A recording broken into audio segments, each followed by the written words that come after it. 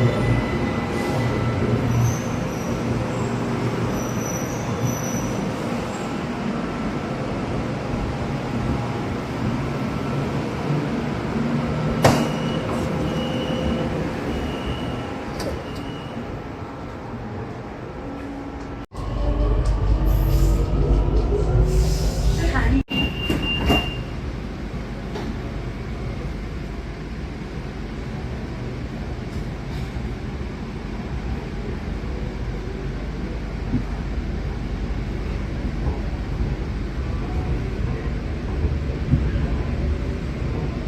ถานีต่อไป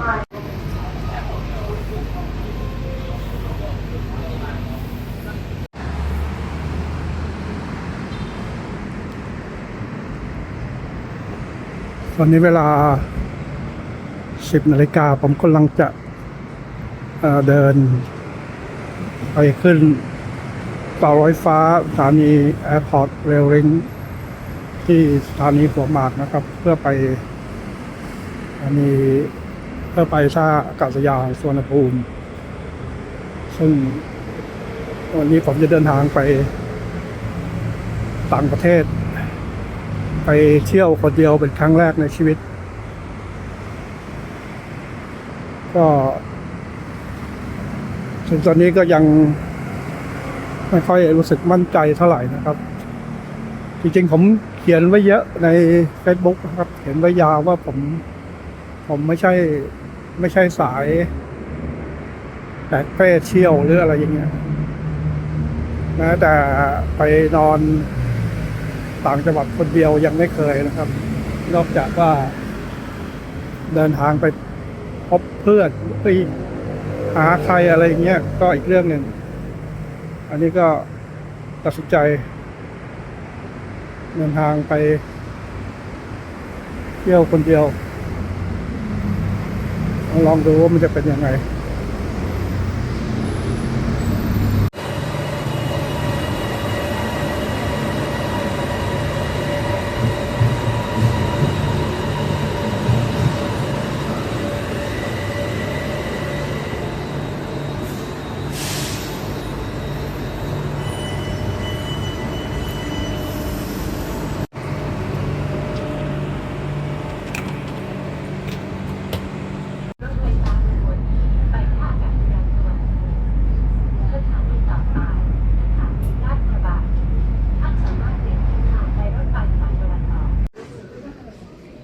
ตอนนี้เวลา 10:40 นาทีนะครับผมถึงท่าอากาศยานสุวรรณภูมินะครับได้เวลาเช็คอินพอดีเลยเดี๋ยวเดินขึ้นไปหาเคาน์เตอร์เช็คอินนะครับน่าจะอยู่ชั้น 4นะครับโดยสารขาออก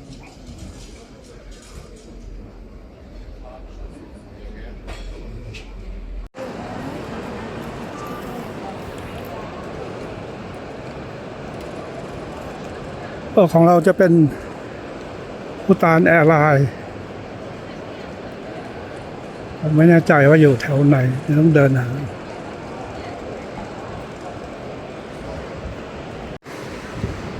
มัวแต่เดินหาเคาน์เตอร์อยู่แถวยาวเฟ้ยเลยเป็นเที่ยวบินไปเมืองพาโรประเทศรู้สึกจะเนปาลหรือภูฏาน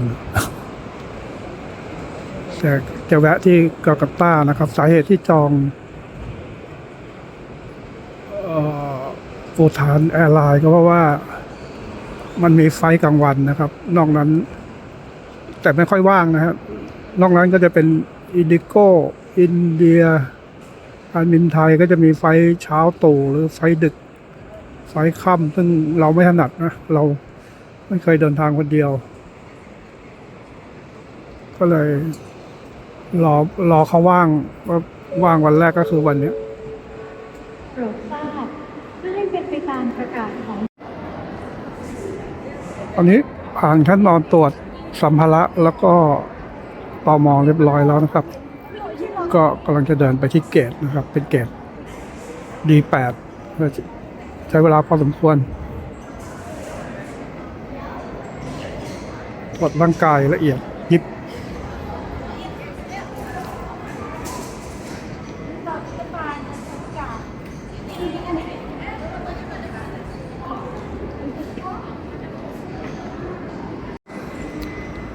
ตอนแรกว่าจะพาไปรีวิวเล้าสักหน่อย แต่ว่าไม่มีเวลา ข้าวยังไม่ได้ทานเลย มาคนเดียวก็จะวุ่นวายแบบเนี้ย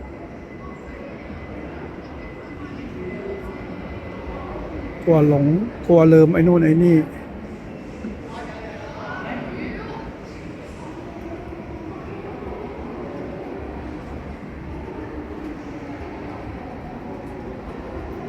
วันนี้เกตเปิดแล้ว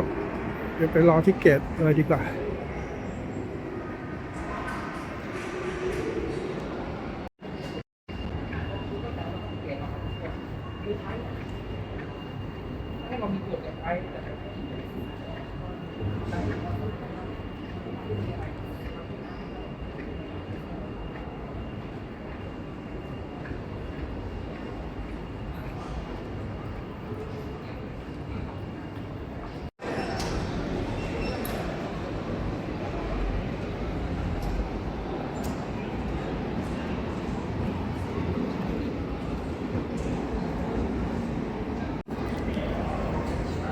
เครื่องออกบ่ายโมงครึ่งนี่เที่ยง50แล้วยังไม่มาเทียบงวง มีแววจะเลท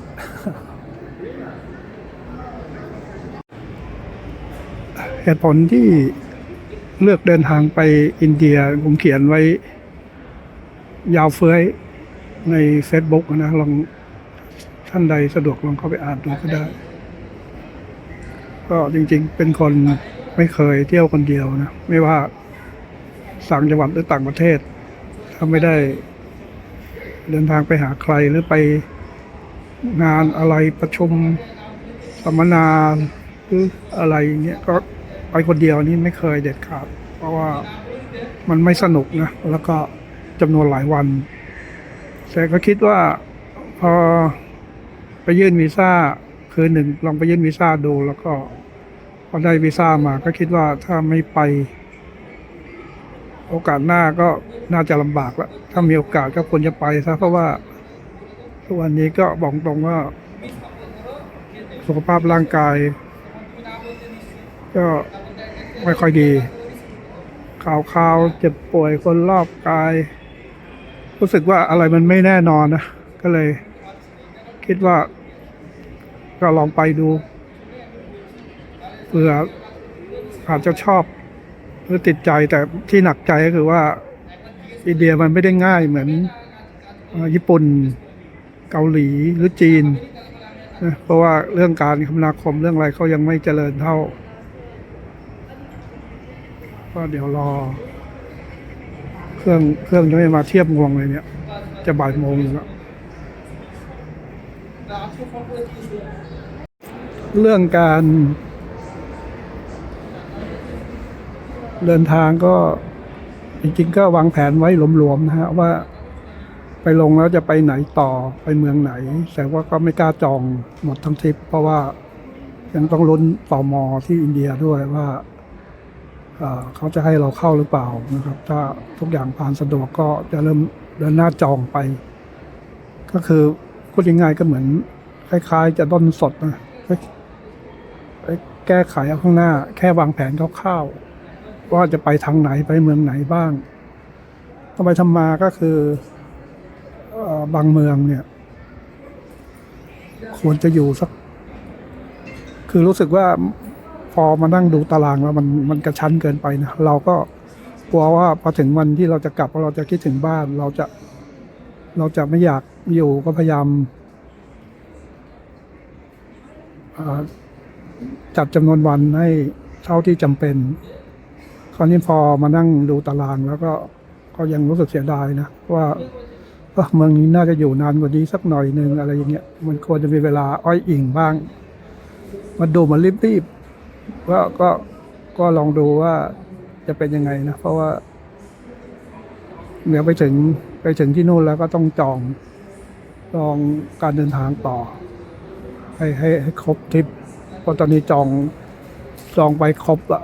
ก็มีความเสี่ยงนะเพราะถ้าเขารีเจ็คเราขึ้นมา เราต้องกลับ ก็ขาดทุนหมดเลยที่จองไว้ทั้งหมดที่เหลือก็คือไปทนสดเอาข้างหน้า ไปเมืองนี้กี่วัน ก็ดูเอาตามหน้างาน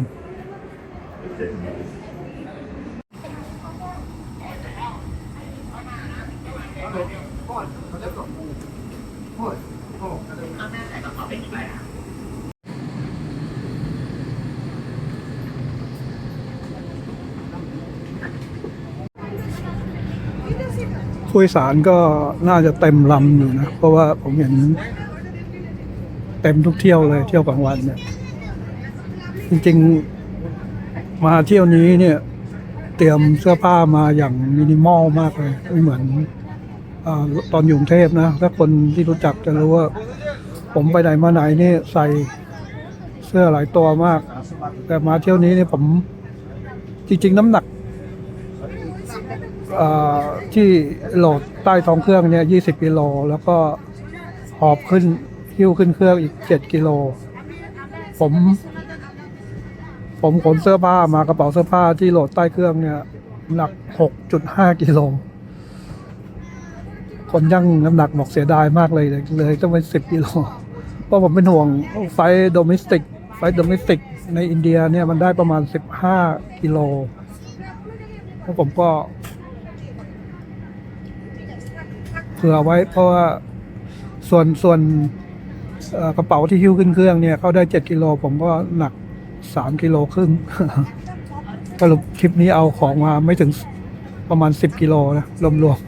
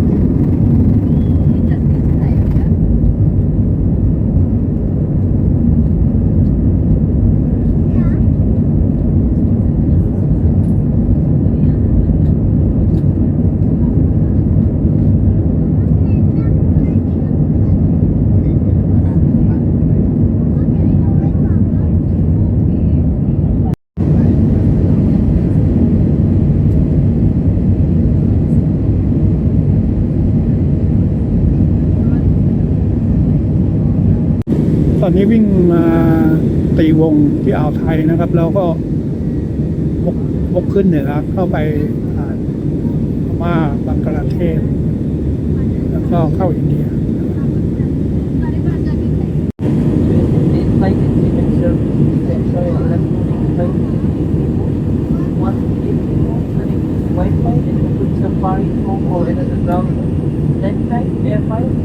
Don't arrow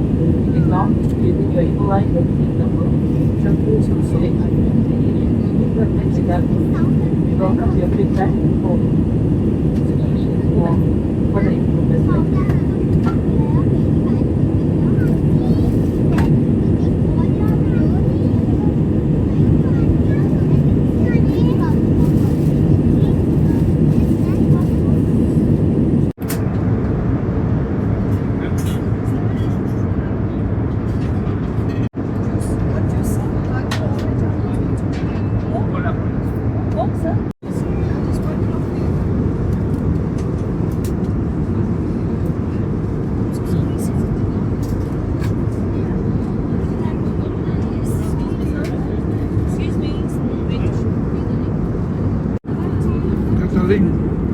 ถ่ายอันเนี้ย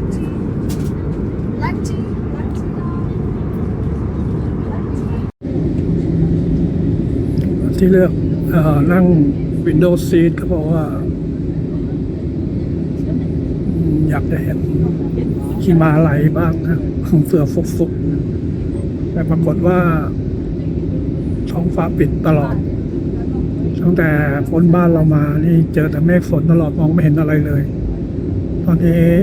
กำลังลดระดับลงที่สนามบินกังตา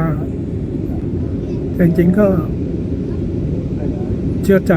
เชื่อมือคนขับนะเพราะว่าเครื่องบินลำนี้ไปปลายทางอยู่ที่สนามบินพาโรประเทศภูฏานซึ่ง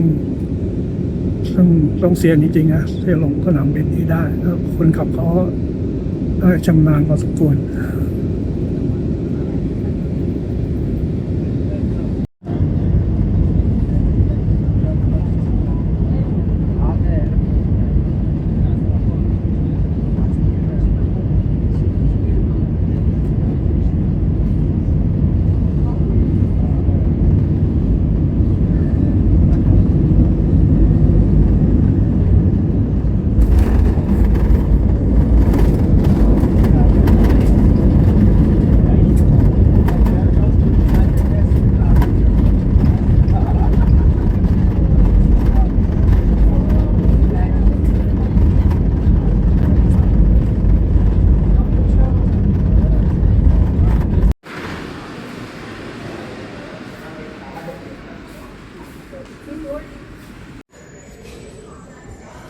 เวลาประมาณ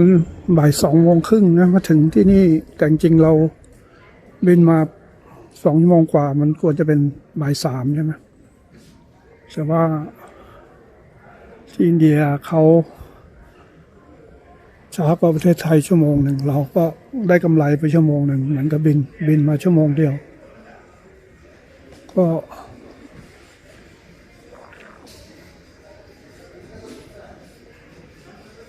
ตม.ไม่ได้ถามอะไรเยอะนะเขาดูเอกสาร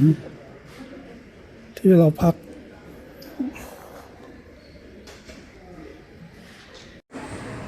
จริงๆเที่ยวบินนี้เขาบินไปลงที่สนามบินพาโรประเทศภูฏานนะก็แวะโหลดที่กังกาตาแล้วก็ไปลงที่พาโรต่อคราวนี้ตอนที่เราลงเนี่ยทางแอร์ก็มาสะกิดตอนเราลุกขึ้นแอร์ก็มาสะกิดบอกอยู่จะลงที่นี่แน่นะที่นี่มันอินเดียนะเขาดูหน้าเราคงไม่เหมือนอินเดียนะพอออกจากเครื่องมาอีกคนก็ตามมาสะกิดอีกผู้หญิงบอกที่นี่กังกาตานะอยู่จะลงจริงๆเหรออะไรเงี้ยก็คนที่นั่งอยู่ก็หน้าตาก็จะออกไปทางภูฏานนะหน้าตาไม่เหมือนอินเดียโอ้ฝนตกนะดูเลยเดี๋ยวต้องหารถไปโรงแรมมีอูเบอร์เราลองเช็คราคาอูเบอร์ดูก่อนสนามบินเนตาที่สุภาพจันทรโพธิ์นะภาษาสำนวนไทยๆเราคือสนามบินกังกาตาท่านสุภาพจันทรโพธิ์นี่ก็เป็นคนสำคัญของประเทศอินเดียถ้าใครเคยได้ยินชื่อพวกคนสำคัญทางประวัติศาสตร์นะก็จะเป็นผู้นำในการต่อสู้ปลดแอกจากจักรวรรดิอังกฤษคล้ายๆท่านคานธีมหาตมะคานธีแต่ว่าเป็นคนละสายกันนะท่านคานธีนั่นสายอหิงสาท่านสุภาพนี่จะเป็นสายใช้กำลังทหารเดี๋ยวผมหารถเข้าไปที่โรงแรมก่อน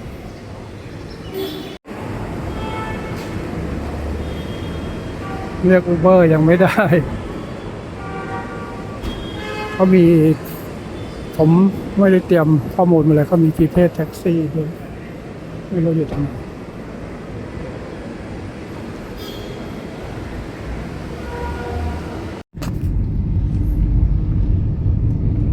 น นี้ได้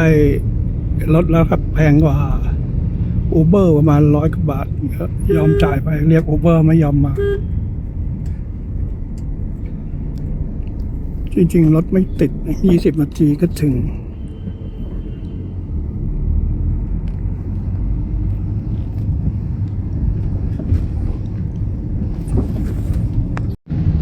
น่าจะลำบากแล้วครับ น้ำท่วม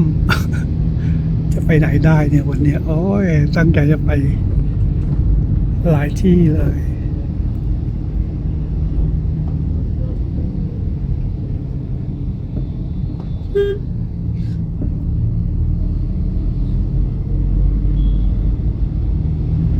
น้ำท่วมแต่รถก็ยังไม่ติดเท่าไหร่นะมาเทียบกับกรุงเทพช่วงเย็นๆนะ4-5 โมง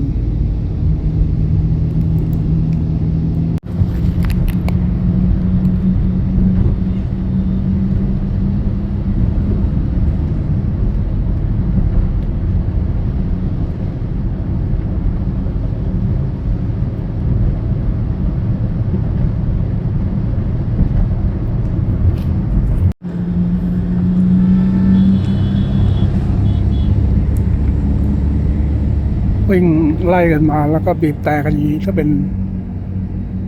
บ้านเรานี่มีจอดยิงกันแน่ๆแต่ราคาเขาก็แพงอยู่นะถ้าเทียบโอเบอร์ด้วยประมาณ10 กิโลเมตรนี่ก็ตกเงินไทยก็ประมาณ200 กว่าบาท ซึ่งตอนนี้แก๊ปกับโบนี่ถูกมากๆ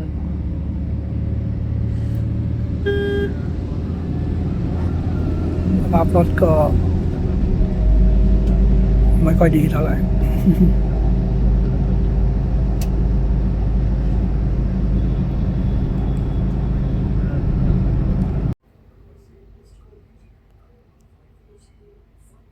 มีสภาพห้องพักนะครับ ผมจองไว้ราคาประมาณ 1,000 บาทแต่ผมจำได้ประมาณ 1,000 บาทแล้วนอนที่นี่2 คืน ก็โอเคนะ เป็นโรงแรมค่อนข้างดี เพราะว่าเรื่องปลั๊กที่เรากังวลตกลงก็คือใช้ได้เขาทำเตรียมไว้หมด ตอนแรกว่าจะไปหาเดินซื้อปลั๊กก็ไม่ต้องซื้อละเดี๋ยวมาถึงแล้วควรจะออกไปข้างนอกสักหน่อยหนึ่งเพราะตอนนี้จริงๆเวลาที่อินเดียน่าจะยังไม่บ่าย 3นะแต่นาฬิกาเวลาที่โทรศัพท์ผมมันขึ้นมาบ่าย 3 โมงกว่าน่าจะเป็นเวลาประเทศไทย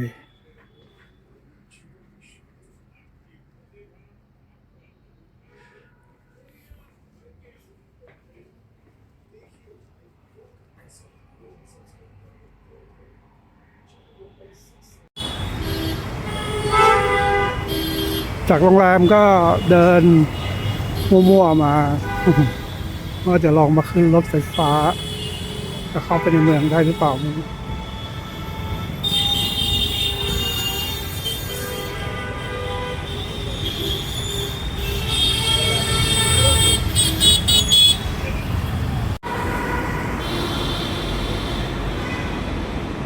มีรถไฟฟ้าด้วยสถานีเบงกอลเคมิคอน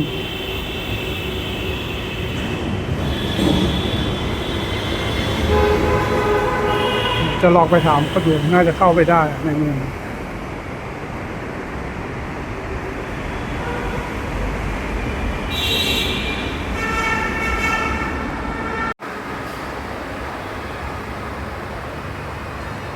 นี่นั่งรถไฟฟ้าสายสีเขียวไปสุดสายก็ได้ลงทุนเดินมาก็คุ้มอยู่นะ รถไฟฟ้าไปสุดสายเลย30 รูปีก็ตกประมาณ10 บาทเศษๆของเขาใช้แบบสแกนเข้าสแกนออกนี่สถานีรถไฟฟ้าเขานะ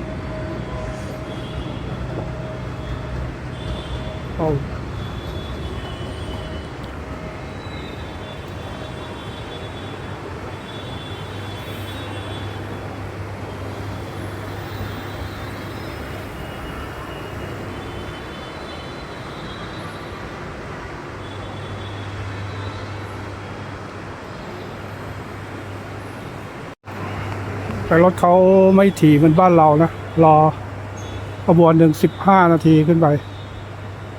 อันนี้ก็เข้าเวลา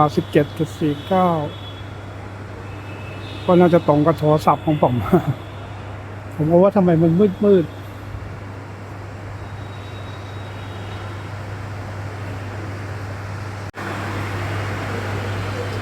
ไฟฟ้าเหมือนจะมีดีเลย์ด้วยเว้ยเฮ้ยเมื่อกี้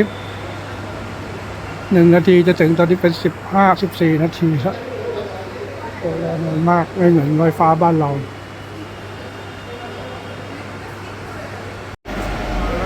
รถไฟฟ้ามาหานะเธออันนี้สายเข้าเมืองนะโอ้ขบวนเขาเยอะมากเลย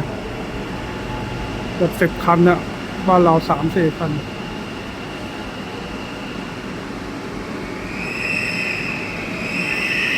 คนก็แน่นพอสมควร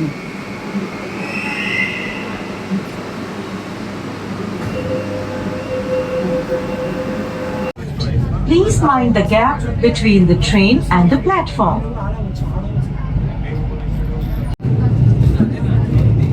ฝนตกยังไม่หยุดเลยตั้งแต่อยู่บนเครื่องมานี่ยังไม่เห็นฝนหยุด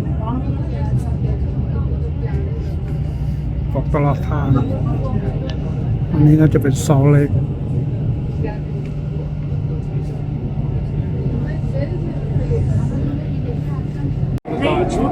บรรยากาศก็เหมือน MRT บ้านเราอะทุกคนเริ่มแน่นแล้วพอเข้ามาตอนนี้เริ่มเข้ามาในเมือง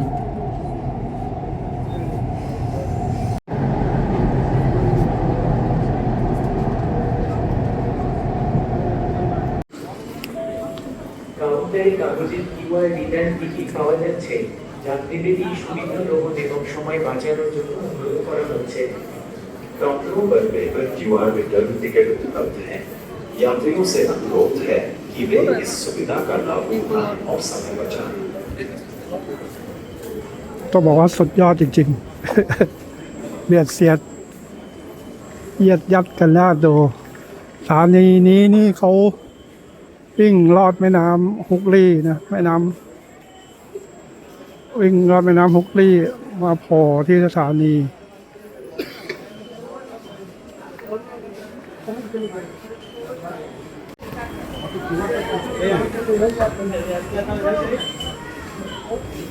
खुला निकलो ना खुला था तो ठीक ठाक बोलो দূর থেকে এই যে এরকম দূর থেকে করতে হবে দূর থেকে थैंक यू आयुष्मान भारत से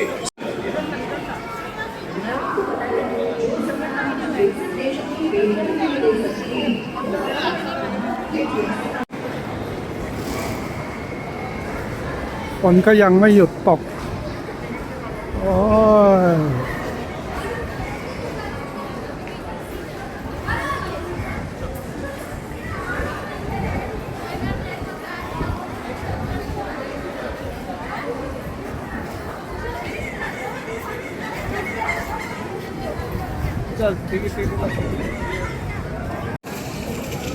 คืออยู่ที่นี่ถ้าคนชอบ slow life นี่อยู่ไม่ได้แน่นอน ต่างจากบ้านเราเยอะต้องแย่งกันทุกอย่างเลยคือรถไฟฟ้าจะขึ้นรถไฟฟ้าจะขึ้นลิฟต์จะขึ้นบันไดเลื่อนโอ้ยแย่งกันแบบไม่แคร์สายตาใครเลยก็เขาจะเดินไปไหนนี่น่าจะเป็นสถานีรถไฟเขา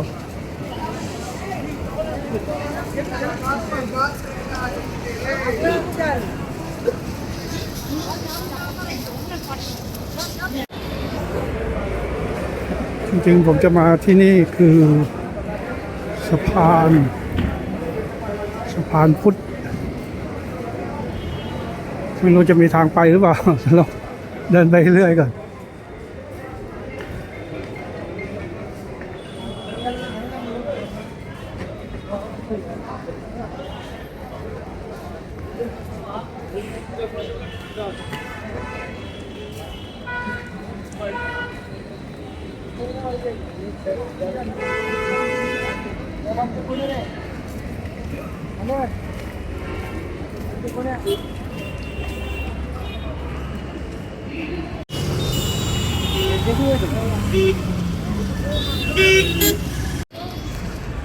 รอเจ้าถิ่นนำข้ามถนนไม่สำเร็จ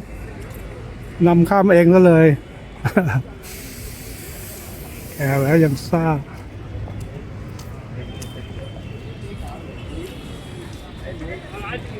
มันคืออะไรไม่ใช่สะพาน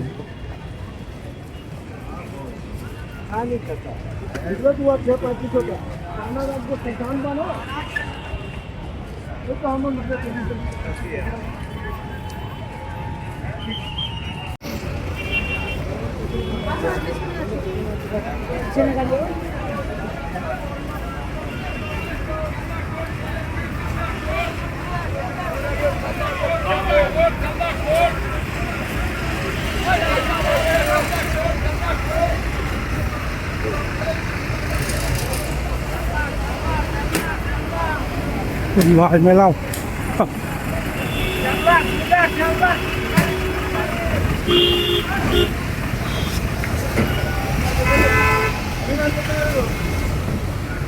โอ้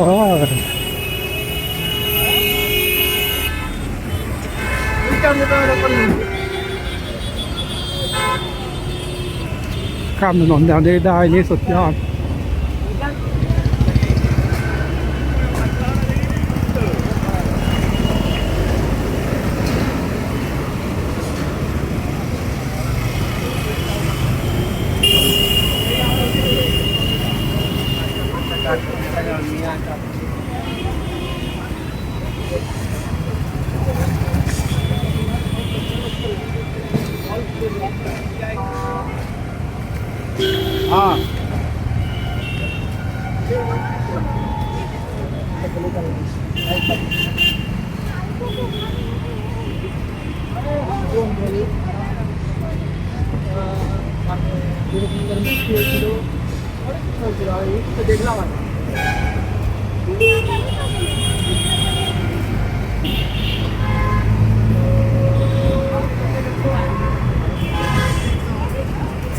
Vai ter.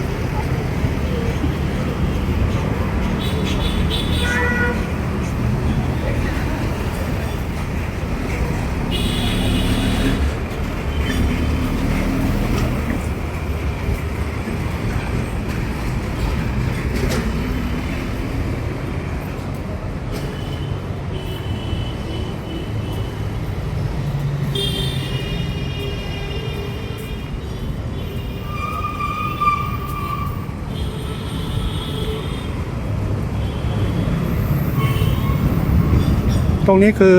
แม่น้ำฮุกลี่นะภาษาอังกฤษเขาว่าอย่างนั้นผมไม่รู้คนอินเดียเขาเรียกว่าอะไรนะ เป็นสาขาของแม่น้ำคงคา แยกจากแม่น้ำคงคาไหลมาลงเอาเบงกอลหักลงมาก่อนส่วนแม่น้ำคงคาจริงๆเนี่ยก็ตรงดิ่งไปลงอ่าวเบงกอลที่บังกลาเทศแต่คนอินเดียเขาก็เรียกว่าคงคานะแม่น้ำตรงนี้เขาก็เชื่อว่าเป็นแม่น้ำคงคาเพราะว่ามันก็สายเดียวกันแต่มันแยกเป็นสองแยก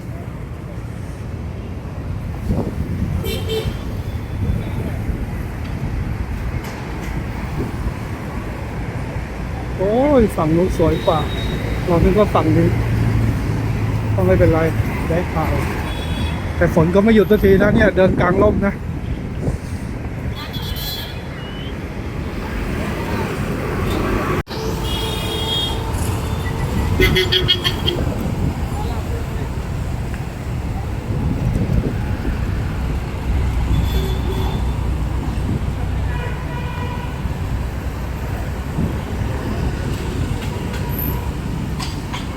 จะเดินไปไหน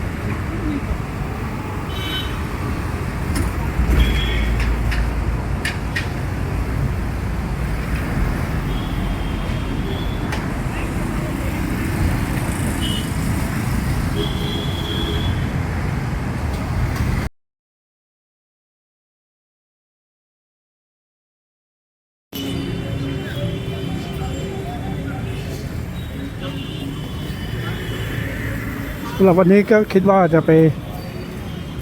หาอะไรทานตอนเย็นแล้วก็กลับไปโรงแรมจริงๆจะไปทานที่โรงแรมก็ได้นะแต่ว่าไม่รู้เขาจะเปิดหรือเปล่าหาทานแถวนี้คงไม่มีความสุขอะหนวกหูไปหมดไม่รู้จะนั่งตรงไหน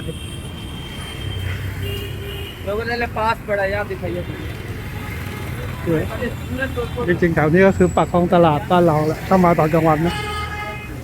ก็จะขายดอกไม้ขายอะไรกันแต่ตอนนี้มันมืดซะก่อนฝนพรำๆตลอดตั้งแต่พ้นประเทศไทยมานะผมว่าตกแบบพม่าบังกลาเทศอินเดียเนี่ยบังกลานี่ยังไม่หยุดอ่ะตั้งแต่ผมมาเนี่ย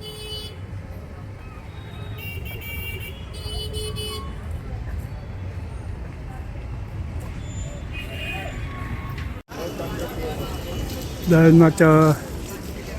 อนุสาวรีย์ใครก็ไม่รู้ก็มาแล้วแวะไปดูสิ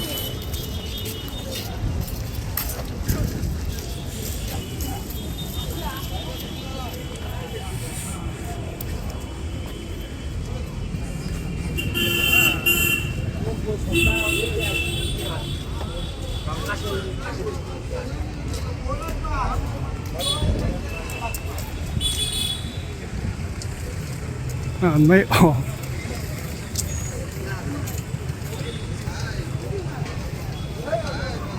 เห็นเข้าไปก็น้ำตาแทบจะไหลเพราะอ่านชื่อไม่ออก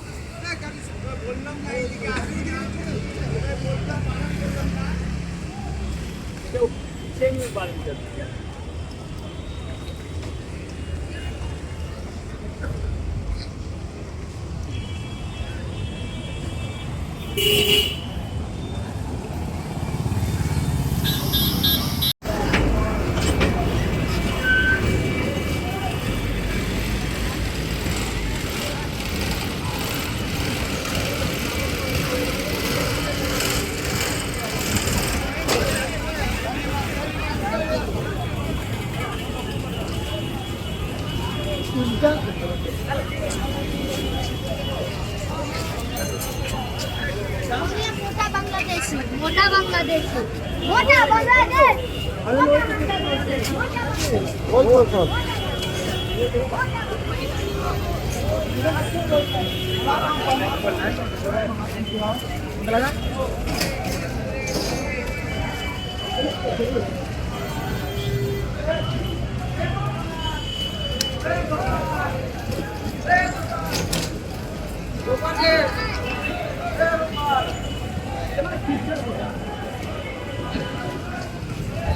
อันนี้ก็อยากไปหาข้าวกินก่อนดีกว่าเอากลับไปพักพรุ่งนี้เช้าค่อยออกมาใหม่พรุ่งนี้เช้าถ้าฝนไม่ตกก็แดดออกแน่นอน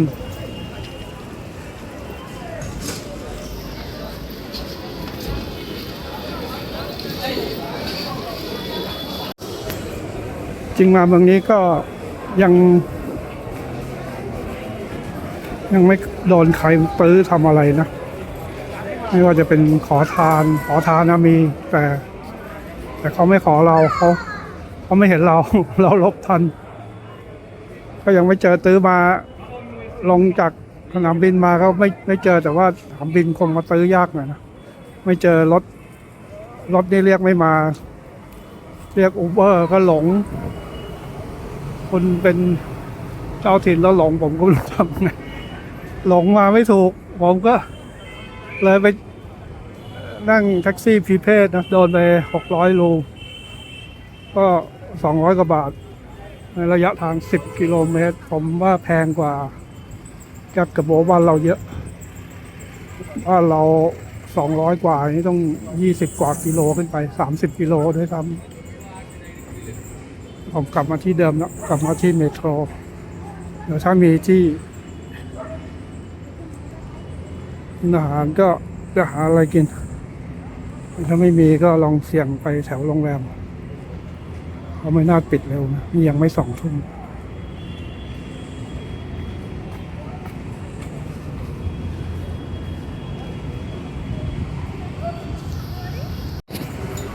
อันนี้คือทางลง MRT บ้านเขานะสถานีนี้จะลอดแม่น้ำพุกลี่ไปฝั่งใจกลางเมืองอ่ะพรุ่งนี้เดี๋ยวเราจะมาฝั่งใจกลางเมือง เสร็จแล้วพอรอเสร็จแล้วก็ขึ้นบนดินวิ่งไปแถวใกล้ๆโรงแรมเรานะแล้วก็เดินไปอีกประมาณ2 กิโลจะดูไม่น่าเดินเลยมืดๆน่ากลัวเหมือนกันนะเดี๋ยวจะดูว่ามีรถไปเปล่า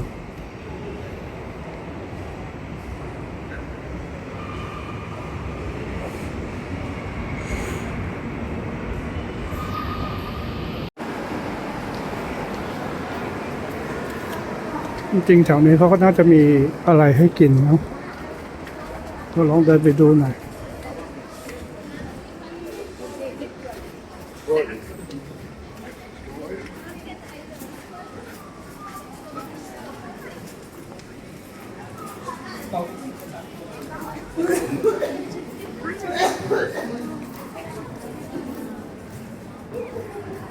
สั่งไว้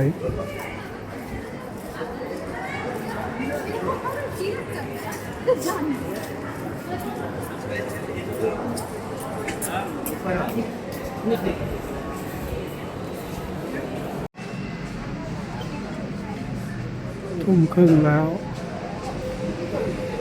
กลับไปพักก่อนดีกว่า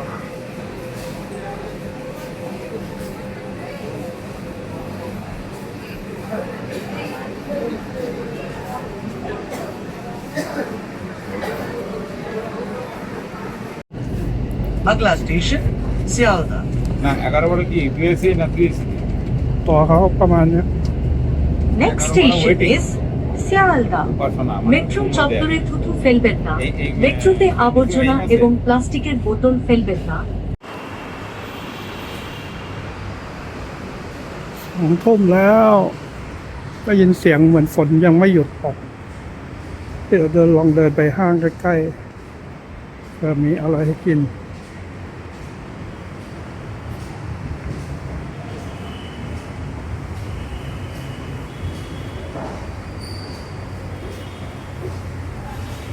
แถวนี้มืดๆไม่น่าเดินเลย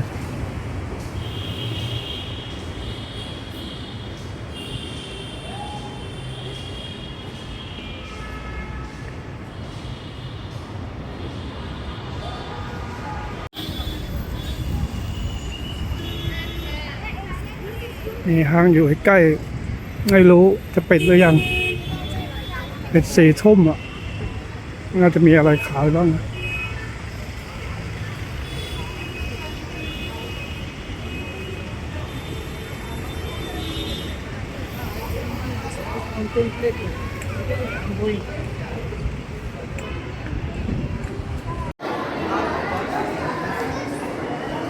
มื้อแรกบนแผ่นดินอินเดีย เราควรจะกินแมคโดนัลล์เนาะโดนัลล์อินเดียโอ้แต่คนเยอะเหลือเกินไปดูก่อนจะมีอะไรบ้าง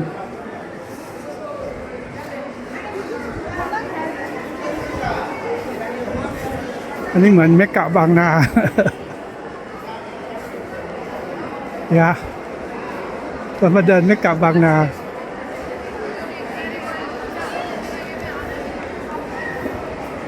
สตาร์บัคก็มี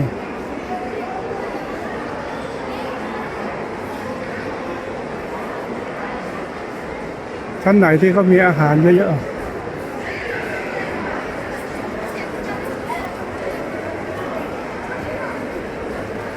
คนยังเยอะอยู่นะ2 ทุ่มแล้ว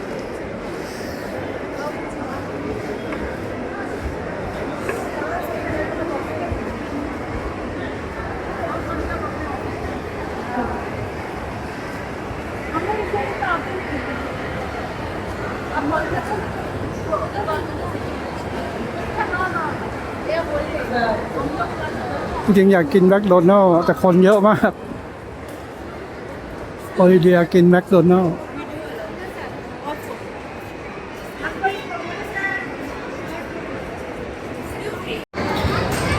ร้านไหนโล่งๆเหมือนบ้านเราบ้างนะจะได้เข้าไปนั่งกินไม่มีร้านโล่งๆเลยดูราคาแล้วก็ถูกกว่าบ้านเรานะแต่ปัญหาคือจะมีที่นั่งไหมแพ เนาะ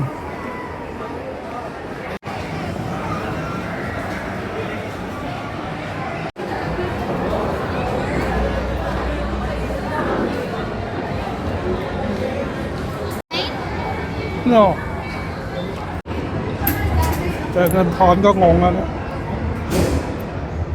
นี่เหรียญ10 Thank you, sir. เหรียญ2 บาทเหรียญ2 รูปีกับเหรียญ1 รูปีเท่ากันเลย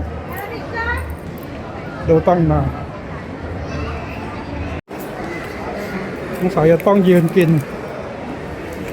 ไม่มีที่ว่างเลย ก็ราคาก็249 รูปีจะมีบวกค่าอะไรกว่าไม่รู้ตกเรา90 บาทไทย ก็ถือว่าก็อิ่มละเพราะว่าวันนี้ปกติผมทานน้อยอยู่แล้วในศูนย์อาหารนี่คือไม่มีที่นั่งอ่ะเขามากันเป็นครอบครัว แล้วก็คนขายก็ไม่เห็นใครเขาใช้เครื่องมือหยิบอะไรนะเขาใช้มือล้วนๆคนกินก็ใช้มือคนขายก็ใช้มือเดี๋ยวเราก็จะกินละได้ที่นั่งแบบฟุกๆนะไม่น่าเชื่อ นั่งกินคนเดียว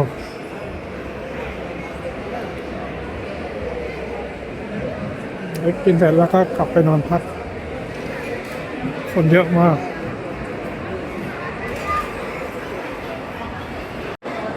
จริงๆร้านน่าทานหลายร้านนะเยอะแยะแต่ว่าเสียอย่างเดียวคือไม่มีที่นั่งราคาก็โอเคอะสมเหตุสมผลมาลองเรียก Uber นะเรียกยังไม่เคยได้สักคันหนึ่งแต่ตอนนี้เขาบอกกำลังจะมาอีก3 นาทีไม่รู้จะมาจริงหรือเปล่า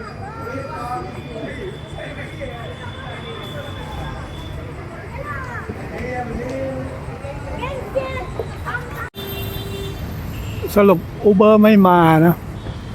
มันจอดเฉยๆผมจะไม่กดยกเลิกแล้วปล่อยให้มันเดี๋ยวผมจะกลับไปนอน ปล่อยให้มันจอดอยู่อย่างนั้นแหละคือ Uber ที่นี่ผมว่าเฟกมากอะปลาหยีมาก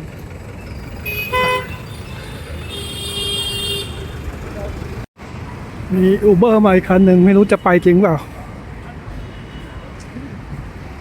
อ๋อเรียกรถยางจริง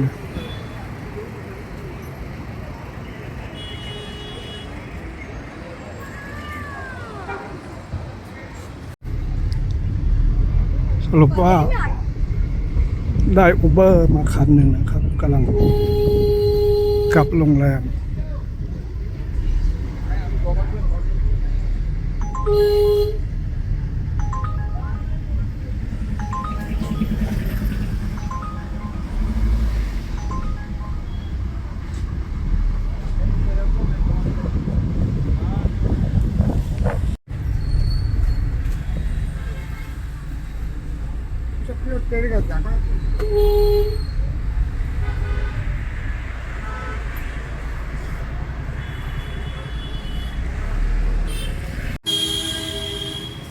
กลับมาถึงโรงแรมแล้ว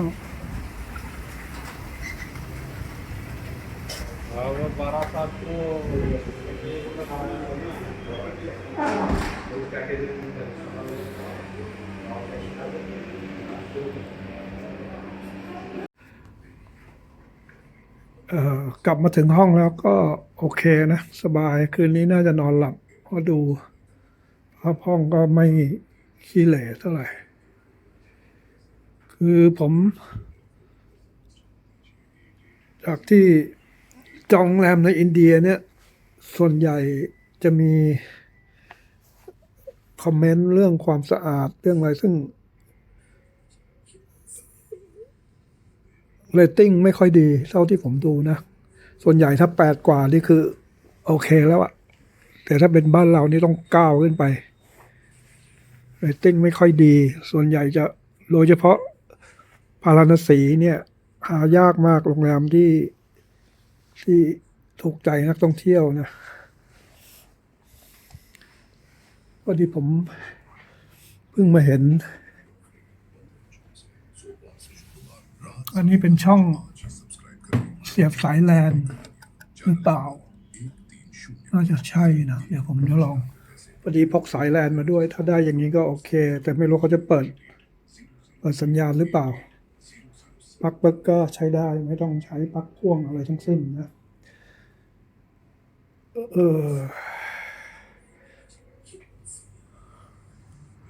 มาถึงวันแรกก็อยากจะบอกว่าสรุปว่ามันก็โอเคนะ ถ้าเราใช้ชีวิต ปกติก็เหมือนอยู่กรุงเทพบ้านเรานั่นแหละ แต่ว่ามันจะไม่คุ้นเท่าหน่อยการเดินทางการอะไรเงี้ยเราไม่คุ้นผู้คน แต่ละคนก็คือต้องแย่งกันหนักหน่วงอะแย่งกันคนเยอะมากไปที่ไหน ที่ทานอาหารที่ขึ้นรถไฟฟ้า แล้วที่เราเห็นเขาบีบแตรกันกลางถนนนะบีบแตรกันอย่างดุเดือดนะถ้าเป็นบ้านเราเนี่ย น่าจะลงมายิงกันหลายคู่ แต่ว่าก็ไม่ใช่ว่าเขาไม่มีอารมณ์นะ เพราะว่าวันที่ผมผ่านมาก็เห็นประมาณ 2-3 คู่อ่ะก็มอไซค์กับรถยนต์เนี่ยคนด่ากันลั่นอย่าลงมา มีเรื่องมีราวกันแต่ถ้าบ้านเราถึงขนาดนี้ก็น่าจะมียิงกันอ่ะเพราะว่าขนาดไล่ขับปาดกันไปปาดกันมาแต่เขาก็ไม่คือเหมือนเป็นเรื่องปกติสำหรับวันนี้เดี๋ยวผมจะมาไล่จองที่พักแล้วก็การเดินทางในช่วงต่อไปเพราะว่าตอนนี้ก็คือต้องวางแผนต่อในวันข้างหน้าแล้วเพราะว่าไม่งั้นจองช้าก็ราคาจะสูงแล้วก็อีกอย่างก็คือว่าจองไว้ล็อกตัวเองมากก็ไม่ได้เพราะว่าการเดินทางมันก็ไม่แน่นอนคือมาเที่ยวคนเดียวเนี่ยมันก็มีข้อดีนะวันนี้ผมก็รู้สึกว่ามีข้อดีวันนี้คือผมมั่วมากเลยตามใจตัวเองถ้ามากับใครสักคนเนี่ยป่านนี้ทะเลาะกันแล้วล่ะเพราะว่ามันต้องมีไม่เห็นไม่ตรงกันอะแต่ว่าผมก็เดินกับผมไปเรื่อยเปื่อยไม่ได้วางแผนอะไรอะคือมั่วก็วันต่อไปก็นั่นแหละก็เหมือนกันก็คือก็เฮ้ยวันนี้อยากไปตรงนี้อะไรอย่างเงี้ยแต่เราไม่ได้วางแผนละเอียดคราวนี้ประเด็นที่จะบอกคือว่าตอนก่อนมาเนี่ยต้องจองตั๋ววันกลับเพื่อโชว์ให้ตม.ดูว่าเรากลับเราไม่ได้มาขาเดียวคราวนี้ผมก็พยายามวางแผนให้กระชับที่สุดอะว่าคิดว่าอยู่ไปนานๆเดี๋ยวมันคิดถึงบ้านกลับได้เร็วก็กลับวันไหนอะไรอย่างเงี้ยคราวนี้พอมาไล่สถานที่ที่เราจะไปเนี่ยมันจะรู้สึกว่ามันบางที่มันก็ชันเกินไปมันอย่างบางเมืองเนี่ยมันควรจะมีเวลาให้เราอ้อยอิงบ้างสักวันหนึ่งเนี่ยแบบไปโรงแรมนอนพักสักวันไม่ต้องรีบร้อนไม่ต้องออกไปไหนอะไรเงี้ยว่านั่งกินเดินดูอะไรไปก็แบบคือดูโปรแกรมแล้วโอ้โหก็ยังเสียดายเหมือนกันว่าเวลามันคือตอนนั้นเราไม่คิดว่าเราจะสามารถมาได้ด้วยซ้ำนะเราไม่คิดว่าเราสามารถจะอยู่ได้แต่พอมาแล้วก็เฉยๆมันก็ไปของมันเรื่อยๆตามหน้างานนะเดี๋ยวว่ากันเดี๋ยวคืนนี้เดี๋ยวคงต้องขอพักก่อนแล้วก็เดี๋ยวจะ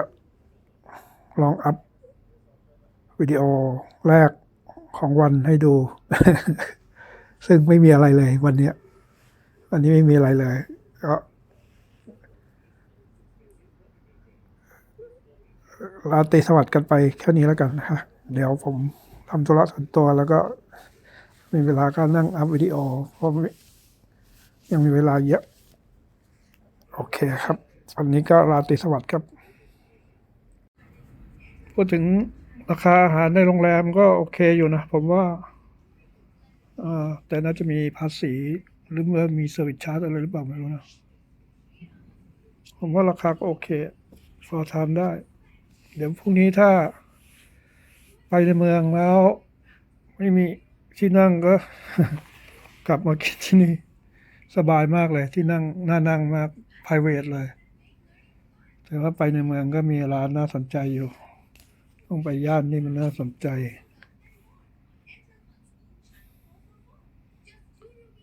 เนี่ยมีเนื้อกงเนื้อแกะ ถ้าเป็นบ้านเราก็มันจะแพงกว่านี้เยอะ เนี่ยอย่างเนื้อแกะ 495 โลก็ตกประมาณ ไม่ถึง 200 นะ ผมว่าไม่แพงนะ ไม่ถึง 200 บาท ถ้าขายบ้านเราก็ 400-500อะเนื้อแกะ